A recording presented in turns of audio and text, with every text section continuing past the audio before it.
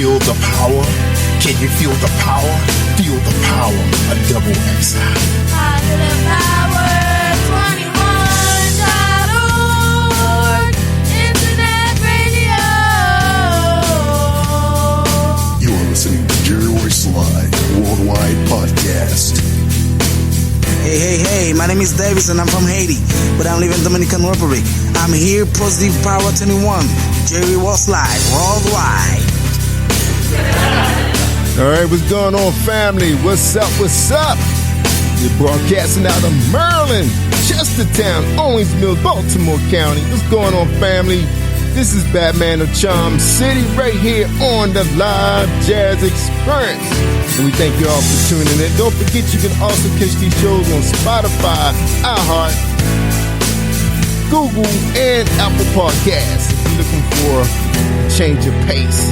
All right? We got other podcasts out there. Just Google Jerry Royce Live or Positive Power. Any one of your favorite streaming platforms. Shout out to Paula G, the voice. Don't forget to pick up her book, Lady Wisdom After Dark. Also, Byron Herron, Dr. Byron Herron. Shout out to him, too. He got a brand new book out called Heart Condition. So you go out to www.heartcondition.org to pick up his book. It's exciting. It's powerful. All right, everybody. What's going on? We hope everybody had a great week so far. It's Hump Day. And you listen to the Live Jazz Experience. Let's bring on our crew coming out of Chestertown, a.k.a. C-Town. What's up, Lady Praise? And Jazzman. What's up, family? Can you hear me? Y'all got a copy on? Oh, you know what? I think I might get you guys on mute. Hold tight for a second. I forgot about that. Yep. All right, y'all got me? Yeah, can you hear me okay? Now I got you. I had you guys on me. I had to do some engineering before the show. So how y'all doing? Doing well so far. I know. Yeah. We in the second week of the summer. We're still quarantined. People still out there don't want to cooperate. They don't understand this thing is real. If you don't believe the Batman, go to the hospital and meet some of the grieving family who weren't there when their family member passed on. You guys got to take it serious. They're going to start labeling you Karen. They're going to start putting stickers on your car say Karen. So you better follow the rules, y'all. You can't pay attention what's going on 1600 Pennsylvania Avenue because they confused. All right.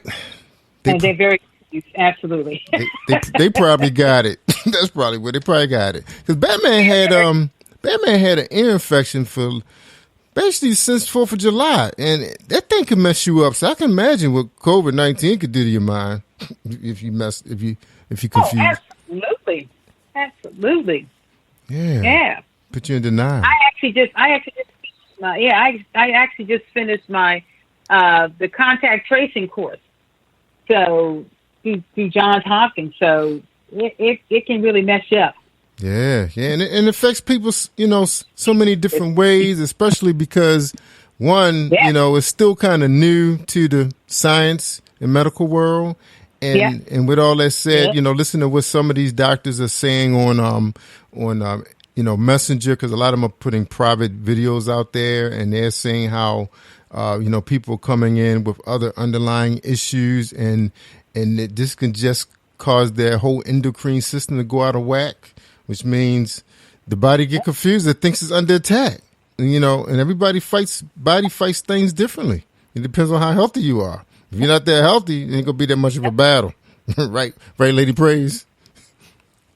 You got that right. It's gonna be a short battle, real short battle. Right. That's right. So I'm gonna tell you, one of the things, I don't know if you guys saw it, but I saw a chart that tells you, and you, Lady Prince, you tell me if you saw it. It's a chart out there on the internet that tells you what activities or what venues are more risky, for contacting the COVID. I saw that the other day. Yeah, that was interesting. I saw that the other day. I was like, it was, I think some of the stuff they had a little backwards. Yeah. Like not putting your hand on a gas tank and pumping gas is not risky. to me, that is extremely risky. Yeah, I wear especially gloves. yeah. If you don't have no gloves, I wear gloves too. so what they think the fumes? No, actually, I've been just carrying my my hand cleanser and some wipes and wipe my hands after I use the sanitizer, lotion, gel. Because when I'm finding out, well, I actually use the gloves too. Because what I do, I use the gloves on a pump only, and then I take them right off when I get in the car. You know what I'm saying? Because you don't want to touch other stuff. But I don't really use the gloves going in the market because it's like a magnet to me. No, I don't. Yeah. I used to. I started used to, and I said, well, wait a minute. All I'm doing is transferring. If I'm touching a dirty part, I'm transferring with my gloves all over everything. Touching everything. Yeah, because the gloves are sticky. Best to just go in. Yeah. Yeah, and that's what another doctor said. Yeah. My wife heard that too. She said a doctor said, "Well, really, the gloves are sticky, and it's going to, attract everything like a dust mop." So, yeah, I prefer to wear plastic gloves. To be honest with you, I know they got to stop something. And again, I don't work. I usually just go in. And get my groceries, and then I make sure that I don't touch my face or anything while I'm in the grocery store. And then once I get in the car, I sanitize, and then I make sure I go right home and wash my hands thoroughly. Yeah, good wash. Because I actually, I've been letting my daughter getting some driving experience. So she actually drives me to the market pretty much every other day to get fresh fruit. Because, sometimes you get stuff really fresh. That means it only has like a 2-day shelf life in the refrigerator. So you got to you got to go right to it. And I've been getting green peppers and yellow peppers and red peppers and mushrooms with onions because they sell a lot of that stuff in the markets already together, I've been tossing them babies on the grill with some kind of, some flavored olive oil or something. And, man, I've been with a little bit of brown rice fried up on there. Man, I've been putting together some really good stuff, especially the seafood prices are not bad. I'm not sure how much it was. I know I spent $15 for a big bag of peeled frozen shrimp, and they were nice size too, lady. And I got some salmon, a big piece of salmon. I thought that was a little high. It was like $10, but it was a lot. It was enough to feed 3 people. So that's pretty good for salmon. Yeah, I thought it was. I wasn't sure if it was wild. It could have been, but I bought some wild flounder, Atlanta flounder today. So that's what we've been doing. Going after the seafood. I did get some plant-based meat, if that's what they want to call it, some kind of ground beef that I can actually make tacos, because we got some iceberg lettuce and some we've been keeping, wraps in the refrigerator. So we've been trying to get a little creative, firing up the grill and just enjoying the outdoors. What else can we do, family, right? Yeah, that's good. You got to make your homie entertainment. That's right. That's right. Because you just think, before all of this, we were just rushing home. Most of the time you bringing fast food home to the family.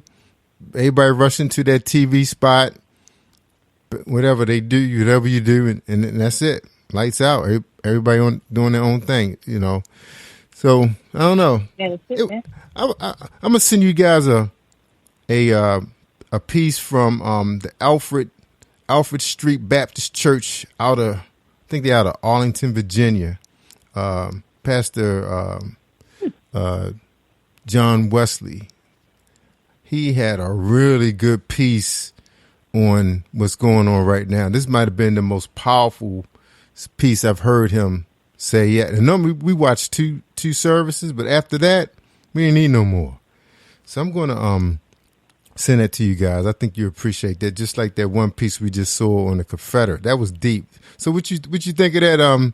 Oh yeah, before we go on, I wasn't able to reach the promoter for this group, so I'm not sure what's going on. I mean, everybody gets the confirmations and it basically tells you got a show coming up in a day. So I don't know what happened. So anyway, we got some music. So we're gonna let Lady Praise. You got the bio, right? So you be able to read the bio, and we got some music to play, so we can take a music break. I got the bio. Yeah. All right, cool. So all right, before that, I tell you what, go ahead and read the bio, and then we're gonna play their music, and we're gonna come back and talk about that piece that we saw on YouTube. You guys good with that? Okay. All right, cool. Yeah, I'm Yeah, fine. we would- All right, let That's it rip. fine. Let it rip, Lady Praise. Okay, all right. Hey guys, and this is all about Standard, our gospel group that we have. Hopefully, we were hoping to have them on the show today. But let me read you a little bit about Standard. Standard has been united for a short time, but have shared the stage with some of the best ministries in quartet gospel. Canton Spirituals, Tim Rogers and the Fellas, the Williams Singers, Keith Wonderboy Johnson, James Fortune, and many more recording artists.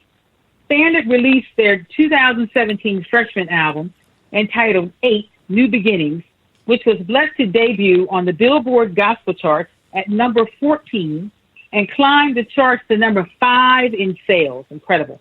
In a matter of weeks, Standard charted the top gospel album charts at number 17.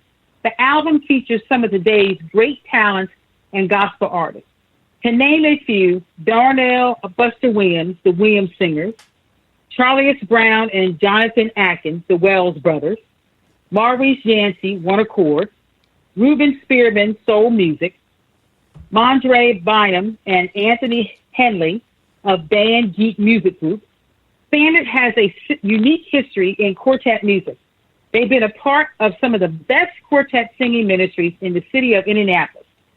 To name a few, the Mighty Quotations, Wayne and the Daytonians, the Christian Souls, Gospel Travelers, John Lacey and the Gospel Sensations, Ben and the Sounds of Salvation, and Dewana Springfield and the Children of God. Standard has also been blessed with a unique sound that not only produces the hand-clapping, foot-stomping quartet music, but also incorporates praise and worship in their ministry, in which they strongly believe God richly deserves. Standard was organized out of Indianapolis, Indiana, around November of 2010 by a group of young men by the names of Rodney Martin, Quintez Matthews, Anthony Boxley Jr., Sean Wilson, Melvin Minor, and William Walker. Each of these young men share a vision. Their vision was to uplift the kingdom of God through song. With time, they came to realize that there was a message for their generation within this vision. And that message was, life has more to offer than the streets. There's still hope for our generation. As they journeyed, many changes took effect. Standard is now held together with a new warrior in the battle, Anthony Gray, and the vision remains the same. God is truly blessing Standard, and they will continue to uplift his kingdom. As it says on their bio, declare ye among the nations and publish and set up a standard. Jeremiah 52. And that is our group standard. Amen. Powerful. All right. Amen. We're going to play a we're little bit of music. We're going to play We Win. Yeah, we're going to play We Win. I thought it was called Great. When It's Over. When It's Over. Oh, it is. Yeah. I thought it was We Win. But again, it sounds great. To me, they sound just like Keith Wonderboy Johnson. Telling you. They Amen. sound great. All right. Well, here we go. Yeah.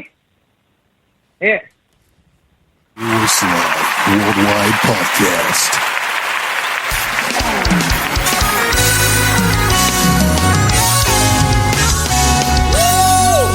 I'm so excited. I'm finally in a place where I can shout all my troubles over. God, you really been good to me. When it's all over, when it's over, oh, when it's all over.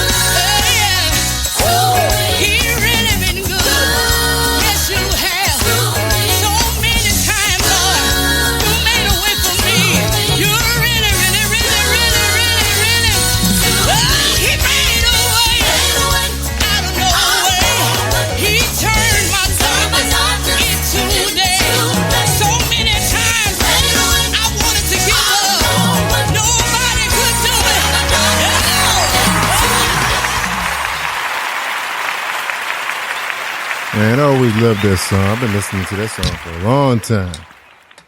Yeah. I like that. Yeah. Was All right. that? Well, that's what they sent me. So they must be in there somewhere. But I know I listen to that song pretty much almost every morning. I like it. Yeah, I like it. Yeah. Yeah, that's what That's their the one called We Win. Yep. That's what their manager So sent that's me. the DJ. Okay. Say that again, Lady Praise. I like it. What was the last piece you said? I like it a lot. Yeah, I like it because I must have listened to something else. I listened to the one that they sent with the page, with the bio, and I listened to that one. So maybe that was a something else. But it would sound great. Okay, I gotta look for that record. She sent me 2 links, and this one. Okay. I might have to go back and check her email because she sent me a lot of stuff. I could have downloaded the wrong group. Who knows? But all right, yeah, I'll go back and check because I could have downloaded the wrong page because the promoters sent a lot of artists, and I think that artist right there is actually one of their mainstream gospel artists because I listen to that song in the mornings with my morning meditation. Yeah, I know that. All right, well, this like that. what we're going to discuss a little bit, and I know people listen to this show about the music industry, but this, Positive Power has been, to me, a radio station and a television media that's been serving, the Christian and African American community for almost 7 years this December, and that's one of the things that that's been on our heart is to help the independents. It's always easy to go after mainstream, and that was always offered to us to do mainstream radio, and especially with the BBS and all the reporting, because for the spins. But by us being on the streaming platforms like Spotify and Apple, and they do all of that stuff for you. So I didn't see no need to had to get into that.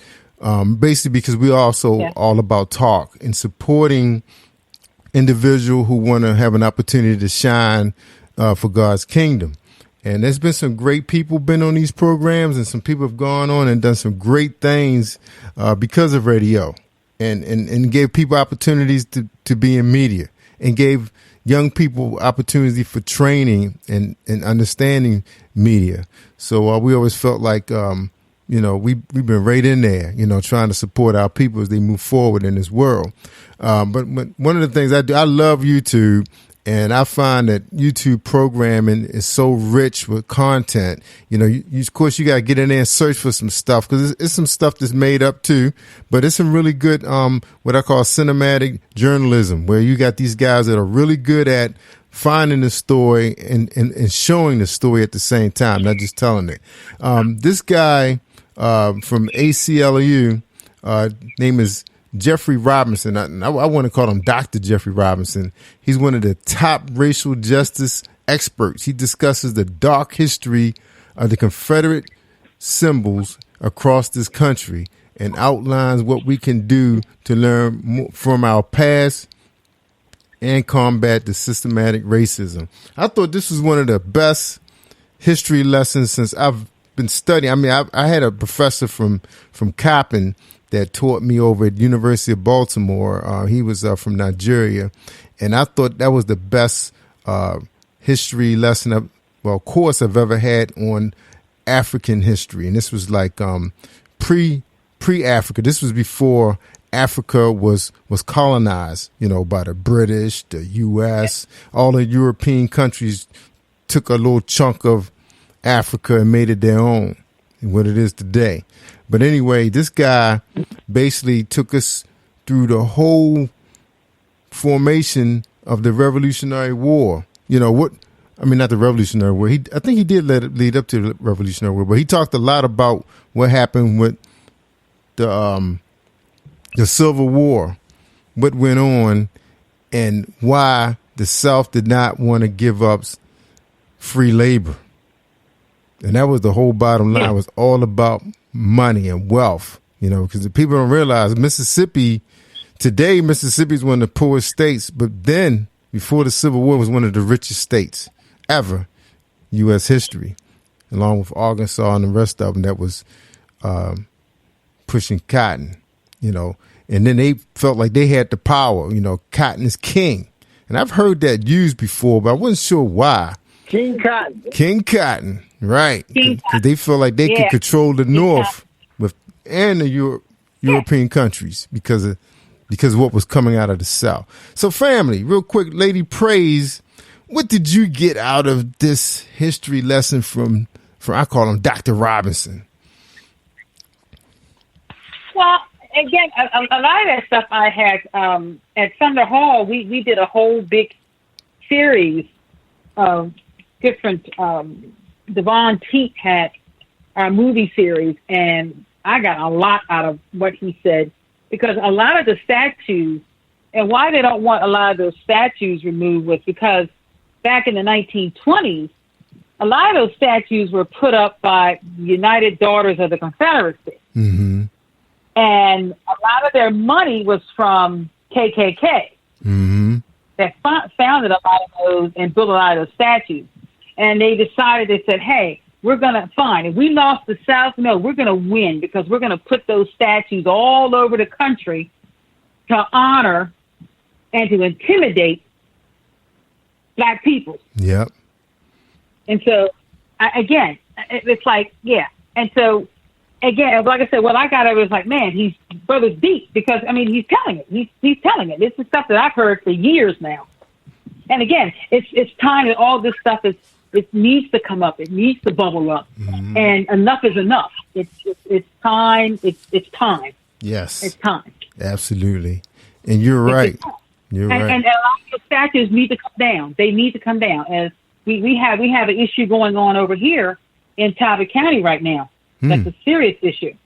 So what's going on? There's a Talbot County boy statue on the courthouse to the Confederacy in Easton, Maryland. Right across from that statue, maybe 20 feet on the courthouse grounds, is a statue of Frederick Douglass. Mm-hmm. That Talbot County Confederacy statue needs to come down. Needs to come down now. They erected that thing back in 1920. Am I right, Michael? I mean, Jasmine. Yeah, right. About 19. Yep. It's a while ago. It's a while ago, and we have been. I know the director of the NAACP has been brought this up in 2015. The statue needs to come down. We're paying our tax dollars, and they got a statue of the Talbot boys, Confederate soldiers who had slaves, tortured slaves, just destroyed slaves' lives, and they got it standing up on Talbot County courthouse grounds. Yes. Needs to go. Yeah, needs to go. It's a big thing going on right now about it. Yeah, they need to come down. You know, it's been happening in Baltimore. They are scraping the downtown for them. They searched them all out. One is found in the harbor, literally in the harbor. They dragged it to his death. Yeah, they're not playing. They did that overnight too, during the 4th of July weekend. Yeah, and I also think that with the coming down of the statues and different monuments, they're going to have to educate the people, especially young people, on what these statues represent and what it stood for, because a lot of it was not in our history books. Not the truth about what happened. I mean, we didn't even really get the true truth about Abraham Lincoln. That's right. Because Abraham Lincoln was not interested in freeing the slaves. He wasn't. He even made a comment in September, because in September 1861 and March 1862, Lincoln revoked the Emancipation Proclamation of the generals of Fremont and Hunter. Mm-hmm. But in July 1862, he signed a second confiscation act, and he authorized the confiscation of slaves used to aid the rebellion. And what the New York Tribune wanted to get a clear position of what Abraham Lincoln stood on slavery, and he said, if I could save the Union without freeing any slave, I would do it. And if I could save it by freeing all the slaves, I would do it. And if I could save it by freeing some and leaving others alone, I would also do that. So it was not about freeing slavery. It was more about who was going saving the Union and who was going to handle the financial power of slavery. Yes. Yes. That was really what it was about. You know, a lot of times we've been said that it was about slavery. It was not about slavery. It was about, because people always think he wanted to free the slaves. He would have did it, and he would have did other things too. He also talked about sending Africans back to Africa. Mm-hmm. Yeah. So we're going to have to get a completely new indoctrination, because the educational system where it's been taught is really unfit for the 21st century. Yes. Because it was based on a lot of lies. Hey, Jazz, man, so he was really tied up with Marcus Garvey, was he? Or was that after Abraham Lincoln? No, Marcus Garvey. Marcus Garvey was after that. Marcus Garvey was. He was in the early 1900s. Oh, okay. But I know I didn't know whether Marcus Garvey had read some of Lincoln's writings, though. And Marcus Garvey, a lot of times, he always felt that he never got his just due, because he the one really started the Pan-Africanist movement, really. Right. Oh, absolutely, yeah. Because when they say back to Africa, we think that he meant everybody go to Africa. That's not what he meant. He really meant like there will be a connection. You know, that's why he purchased ships, so we can go back and forth. You know, because we weren't treated, we're not going to be treated here. We need a plan B. That's how I looked at it. And he had the largest black organization in history too. He had like 3 to 6 million blacks called Garveyites that was in his movement, which was called the UNIA, Universal Negro Improvement Association. So he never got his just due. I'm talking about in our community, he never did. No, not at all. No, he was because the time he came, we really didn't look at Africa like that. It was like a distant place. It was considered savage.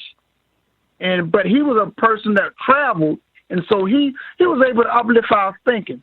And I always thought that in our community, he never just got his just due to me. Yeah, he didn't. Not at all. All right. But that was a marvelous Confederate. That's a marvelous document. I like how he also mentioned about how blacks are suffering from domestic terrorism. In terms of the information he gave about East St. Louis massacre in 1917, he talked about the Tulsa massacre in 1921, the Arkansas massacre in 1919. Well, over 200 people were killed in each one. And so, even though it was a sad state, what happened in Orlando, I guess a year or two ago, in terms of that mass shooting, but that was the largest single one-man massacre, but it wasn't the largest massacre in the country. We had a massacre also in Houston. And this is during the 1920s also. I believe it was in the 1920s, but a lot has happened, but has not been in our history book. And so most of my learning came after school. But yeah, absolutely. Yeah. Anyway. All right. Okay, but I agree, Batman, to call him Dr. Robinson. Yeah, man, that was one of the best history lessons. Yes. Now, a person can learn. Now, before we move on, Jasmine, did you have a history lesson for us in music tonight? Oh yeah. I would like to. The history lesson would be jazz artist Betty Carter. All right, let it roll. All right. The featured artist this evening is a female jazz artist, Betty Carter. I chose Betty Carter because not only did I feel that she was an underrated jazz artist, but also she helped many other jazz artists in her profession in terms of developing their craftsmanship. Okay, Betty Carter was born in Flint, Michigan on May 16th, 1929, and grew up in Detroit, where her father, James Jones, was the musical director of a Detroit church, and her mother, Bessie, was a housewife. As a child, Betty Carter was raised to be extremely independent and to not expect nurturing from her family. While the lack of support from Carter's family caused her to feel isolated, it also instilled in her self-reliance and determination to succeed. She studied piano at the Detroit Conservatory at the age of 15, but only attained a modest level of expertise. At the age of 16, Betty Carter began singing. As her parents were not big proponents of her pursuing a singing career, she would sneak out at night to audition for amateur shows. After winning first place at her first amateur competition, Carter felt as though she were being accepted into the music world and decided that she must pursue it tirelessly. It became her passion. When she began performing live, she was too young to be admitted to bars, so she obtained a forged birth certificate to gain entry in order to perform. Even at that young age, Carter was able to bring a new vocal style to jazz. The breathiness of her voice was a characteristic seldom heard before her appearance on the music scene. She was also well known for her passion for scat singing and her strong belief that the throwaway attitude that most jazz musicians approached it was with inappropriate and wasteful due to its spontaneity and basic inventiveness seldom seen elsewhere. Carter also performed with Charlie Parker and Dizzy Gillespie, as well with his band consisting of Tommy Potter, Max Roach, and Miles Davis. Carter's confidence was well-founded. She was so young, so they nicknamed her the Kid. In 1948, she was asked by Lionel Hampton to join his band. She finally had her big break. Working with Hampton's group gave her the chance to be bandmates with such artists as Charlie Mingus, as well as Wes Montgomery. She also earned the nickname Betty Bebop, a nickname which she reportedly detested. Over the course of 2.5 years, Lionel Hampton fired Betty Carter a total of 7 times, but he always brought her back because of her talent. Very soon, Betty Carter decided to arrive in New York City. She was given the opportunity to record with King Pleasure and the Ray Bryant Trio, and was granted a chance to sing at the famed Apollo Theater. The theater was known for giving up-and-coming artists the final shove into becoming household names. Miles Davis can be credited for Carter's bump in popularity, as he was the person who recommended Ray Charles to Betty Carter and let Betty Carter be under Ray Charles's wing. Carter began touring with Ray Charles in 1960, then making a recording of duets with him in 1961 entitled Ray Charles and Betty Carter. The 1960s became an increasingly difficult time for Carter as she began to slip in fame, refusing to sing contemporary pop music, and her youth was fading. Carter was nearly 40 years old, which was considered old in the recording industry. Rock and roll and pop took over, and she was very, I guess you could say, passionate about not giving up her jazz background. Some of her most famous recordings was issued on her own record label that she started called Bet Carr, which was believed to be the first jazz record label started by a black artist in 1969. We're talking about 1969. Okay? By 1975, Carter's life and work prospects began to improve, and Carter was beginning to be able to pick her own jobs once again, touring in Europe, South America, and the United States. She continued to record throughout her life, and in 1997, she was awarded a National Medal of Arts by President Bill Clinton. Carter continued to perform, tour, and record until she was diagnosed with pancreatic cancer in the summer of 1988, and she died September 26, 1998, at the tender age of only 69. Carter also recruited young artists such as Curtis Lundy, Mulgrew Miller, Cyrus Chestnut, Benny Green, and more. Thank you. Amen. All right, I had a chance to talk to one of the members of Stand, and he just had the time a little mixed up. But we're going to go ahead and play that song. And you're right, Lady Praise. It's called We Win. That that other song was some music from some other artists that their manager represents. So here we go. This one is called "We Win" by Stand It. Hold tight, everybody. We'll be right back to talk more about our history of the American Civil War. Amen.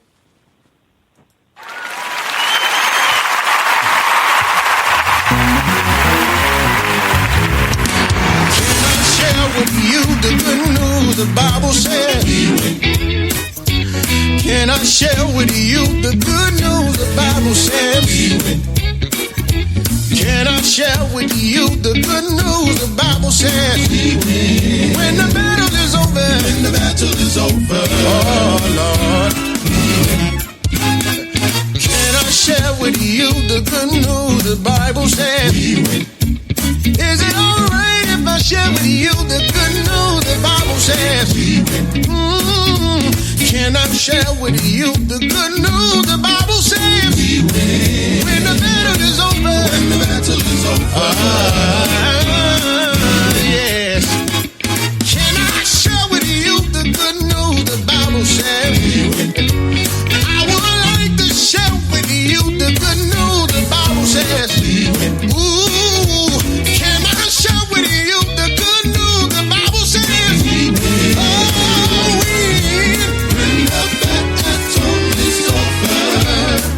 Ooh, when the battle is over, we win. I feel good right now. When the battle is over, I feel good right now, yeah. When the battle is over, it feels good to me to know I already win. When the battle is over, oh, when the battle is over, when the battle is over, yeah, God say, we win. Said we win. Ooh, God say, we win. Said that we won win. You ought to clap your hands if you know you got the victory. Got the victory in Jesus. I feel good right now, 'cause I know that no weapon that's formed against me shall prosper. 'Cause I'm more than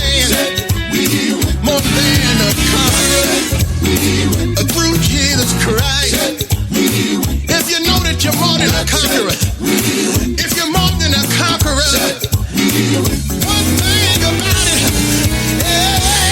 God said that we'll win. God said that we'll win.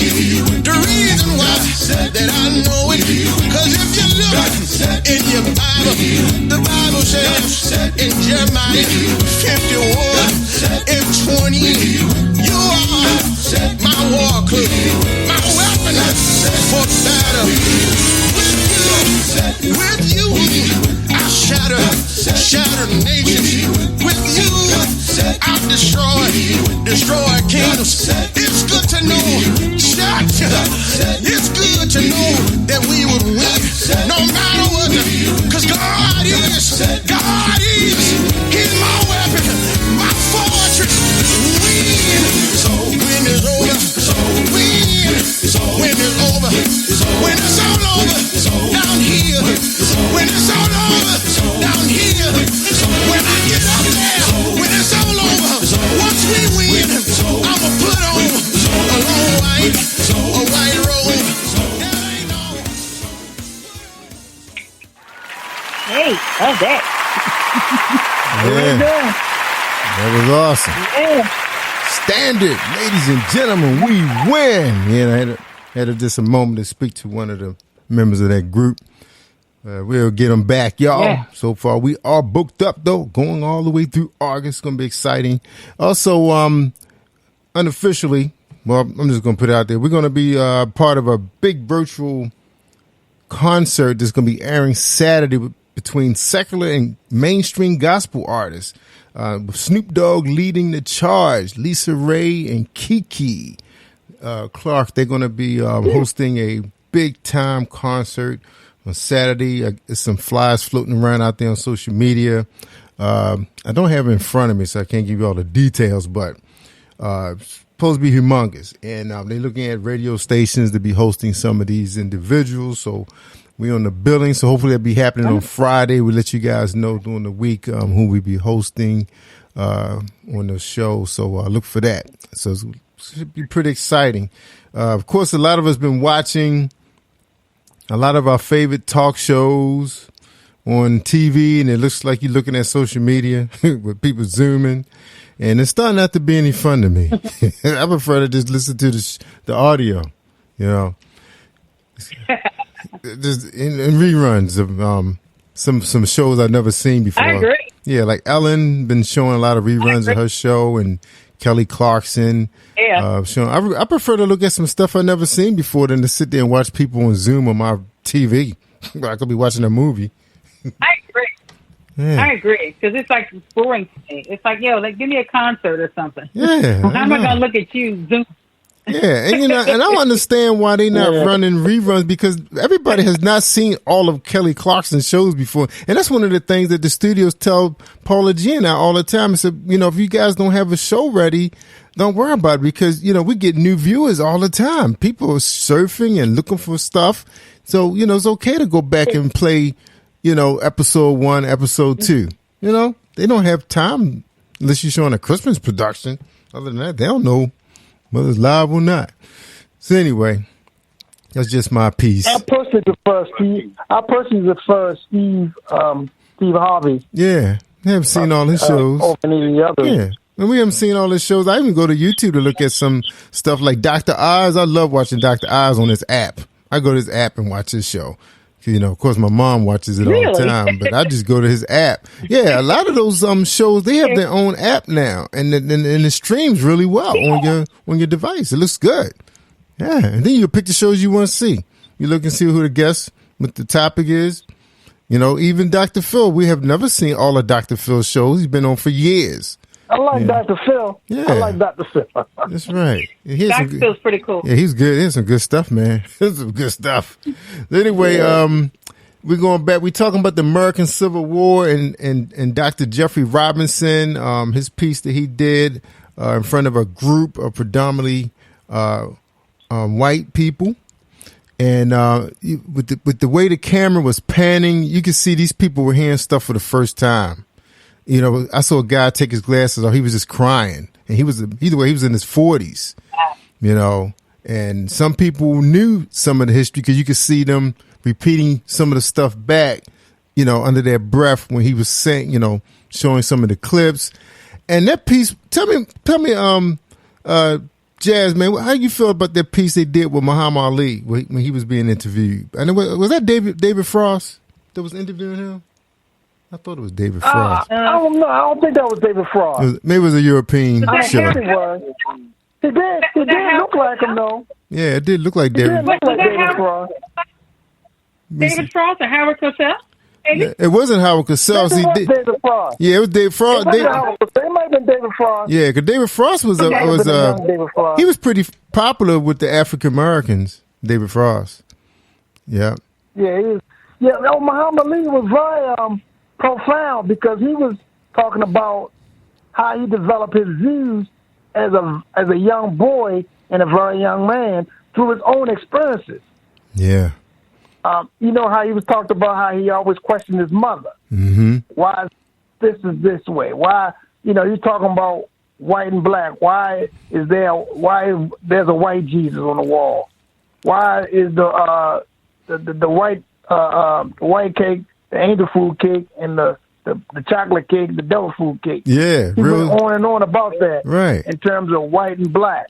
Why if I try to trick somebody, I got to try to blackmail them. He was saying before he even started really reading and researching, what he was saying was he had a curious mind. Mm-hmm. But as a young boy, and he developed his mind. That's why he always said, "I'm much more than a boxer." Right, exactly. But when he was speaking, though, he was really to me, he was asking his mom, "Why are they doing so much marketing to something that's not true?" Basically, that's what he was really asking his mom. They marketing something that's not true. Yeah, because he talked about this. Yeah, he talked about soap, everything. Yeah, Yeah, he was almost. Yeah, but his mother didn't really have an answer. Right, because she was brainwashed too. Because that was the whole.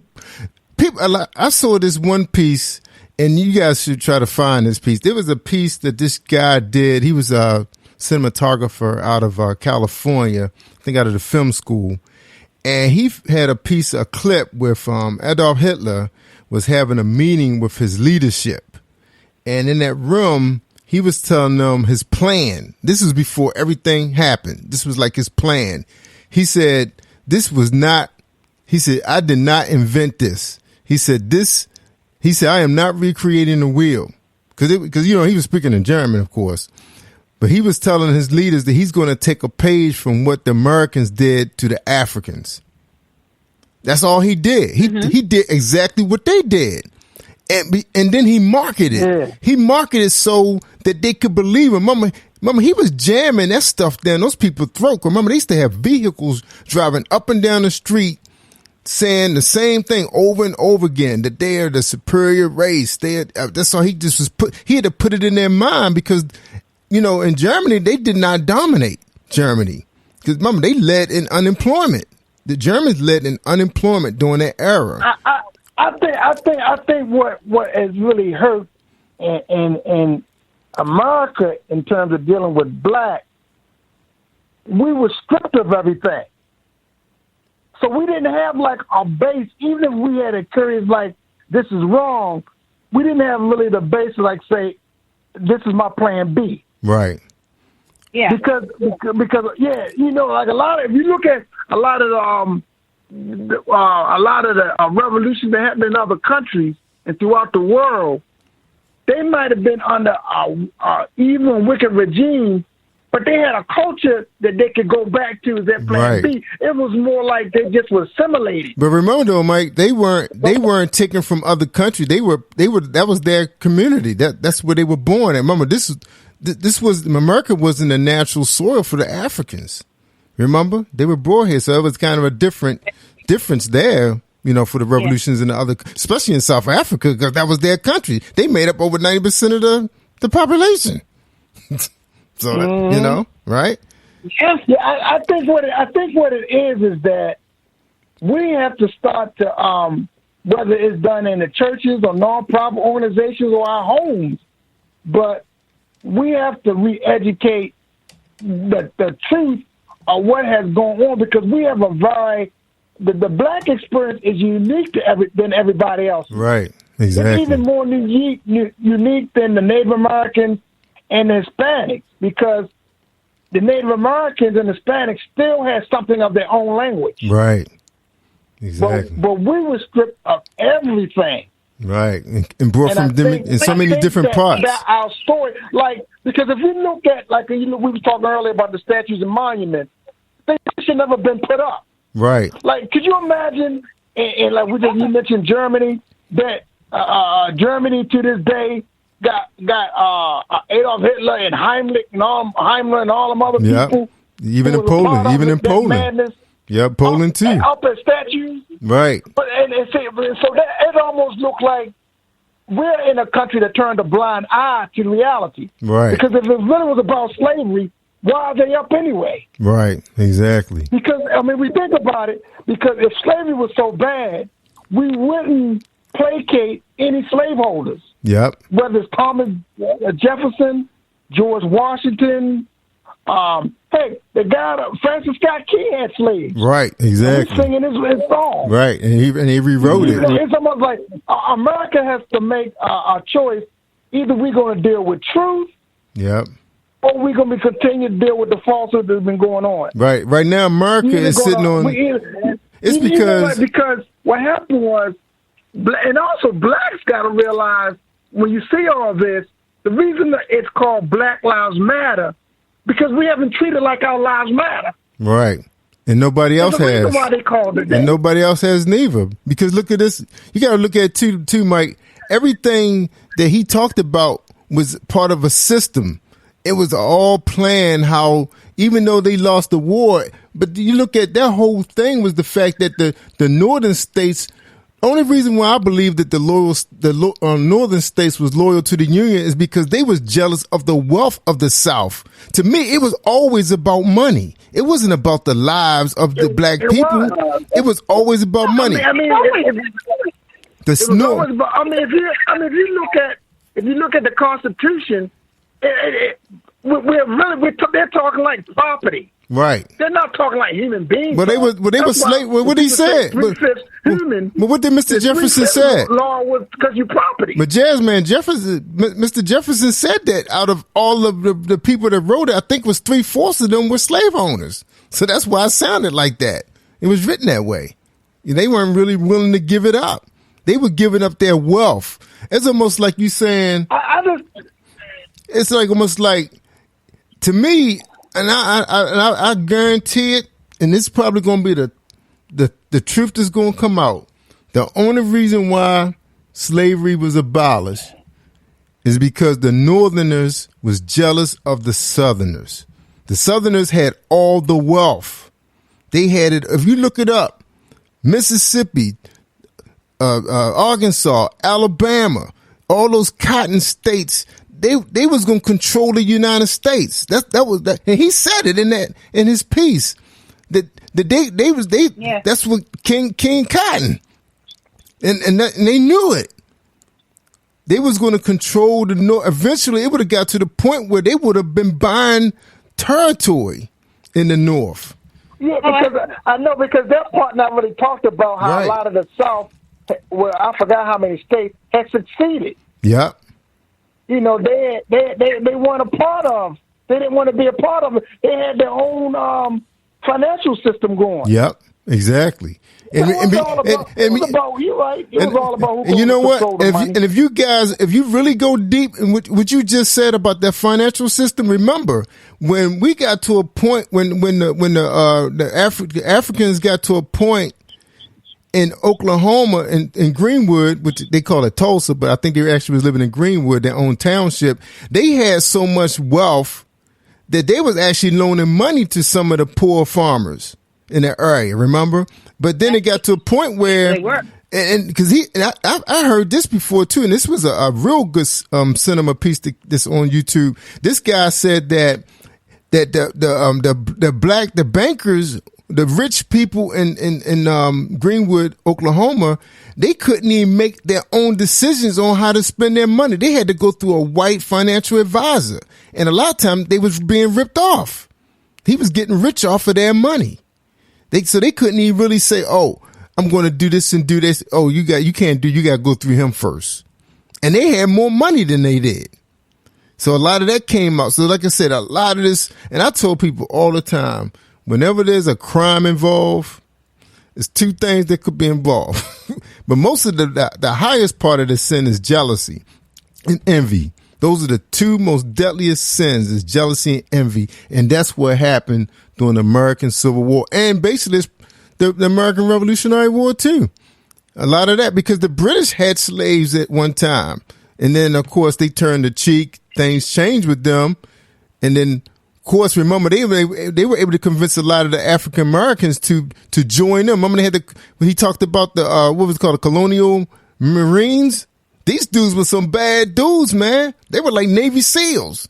And like he said, if you're fighting for your freedom, you're going to be a bad combat man. You know, you ain't going to let nothing stop you. Yeah. I said, wow, man. And have you ever heard of them? I never even heard of the Colonial Marines. I've never heard of the Colonial Marines. Marines, man. I have to look that up. Can you imagine how proud our young men and women would have been if they heard? I mean, they tell you stories about the Buffalo Soldiers, but you don't hear nothing about the Tuskegee right. And they all pretty much all got killed and got grounded. But shoot, man, to me, I bet there was some serious stories came up about the Colonial Marines, man. You're fighting for your freedom, man. You know, and you're fighting on a side that's fighting with you. You know, a lot of blacks actually fought on the Confederate side. A lot of people didn't know that. They were tricked into fighting on the Confederate side. A lot of slaves. Yeah. We saw that in that movie. What with Denzel Washington and Morgan Freeman. I think it showed. Glory. Yeah, in Glory. I think this showed. Glory. Yep. The 54. Yep. That's Yeah, and I always tell people too. A lot of times when you see these movies out, movies come from people's visions. Of course, sometimes the people who are forking over the money, the producers, sometimes they make you change some of the truth in the story. You know, and I believe a lot of the stuff we see in these stories, man, are telling us the future because these are visions that God gives these guys. You know, you just don't wake up one day and make up a movie. That has to be, and you know, being a cinematographer person myself, and even thinking of these talk shows, I didn't think of it. It came to me in dreams. You know, you see everything. You see the set. You see everything. He gives you all of that kind of stuff, and not everybody can get that. You know, it depends on what kind of talent he gave you. You know what, Lady Praise and Batman? I think as a people, we're going to have to make a decision. What does justice, in terms of this question, what does justice really look like for what we've been through? Because we're talking about 465 years. Okay, what does justice really look like when you look at history of what we've been through? Mm-hmm. What kind of restitution has to come from it? Because I was looking at an article, and they were saying if you add up what blacks in America have been through, it added up to $24 trillion. Yeah, he said the same thing when he talked about how they gave the Japanese descendants $20,000. Yeah, he said. He talked about they had when they was in you know, they were put in camps during World War II. But heck, if they were old and they were in internment camps, it wasn't a long time. Can you imagine what we had about 250 years of free labor? Yeah, so you got to add that in there. Yeah, because with this, as of right now, it's about $24 trillion. Heck, the debt is about 23.6. So our sojourn in America surpasses the American debt. Yep, exactly. Because you look at it, and you're right. Because if you look at, I think this is the 91st year since the American Civil War ended. Because when he did that piece, it was 89 years after the Civil War, and that was in 2017 when he did that piece. And I also learned a lot from Dad when cause Dad was in the service, and he talked about when I became a member of the Sons of the American Legion. We fought in every war too. Yeah, we sure have. We fought in the American Revolutionary War. It wasn't like we skipped a couple of wars. Yep, American Revolution. Like every single one. I mean, the first one to die in the American Revolutionary War. It's like a continue. We even fought in the Spanish-American War. Yep. World War I, World War II. It's been a continuation. Iraq, Korea, Vietnam. So we got to get some reparations and some restitution for the tyranny that we've been under, unless everything is just be hypocrisy. Yeah. Well, look, guys, this conversation has been deep, but we got another show that's actually starting at 9:30, so we got to get out of here. But this conversation will continue. We may have to do a special edition on Positive Power and the live jazz experience as we talk about African American history. Amen. The truth. I agree. And just think about this too, Lady Praise. And I know you and I talk about media all the time, and even you, Jazz Man. We don't understand. And this is something that me and I was talking about. Lady Paula G. We was talking about, and this is real quick. She was talking about how we can use the power of the magic of the puppets when teaching our young people. You know, because they fascinated with animation and stuff like that. This would give us a chance to start teaching ourselves. Social media is so powerful. I see a lot of dumb stuff on the internet, so much stuff.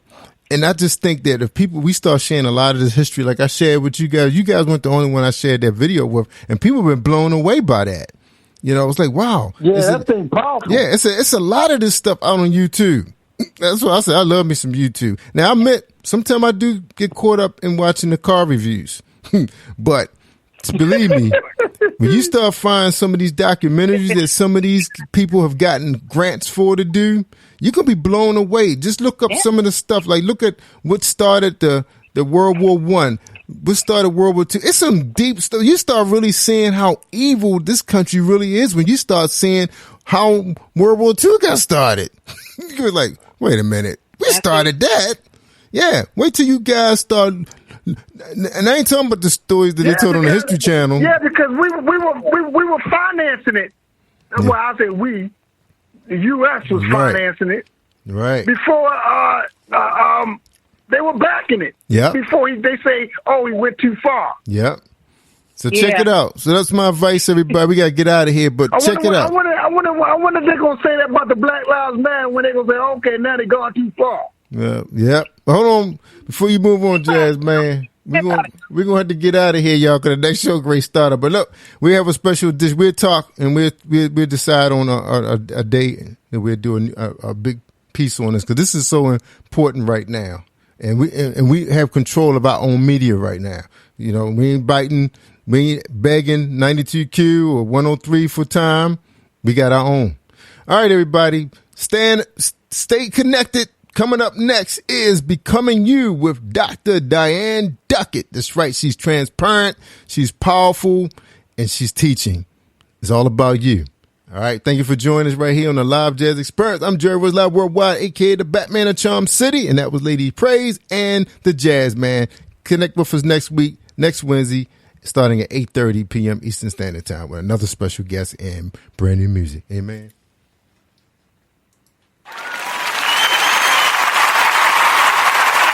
You are listening to Jerry Woods Live Worldwide Podcast.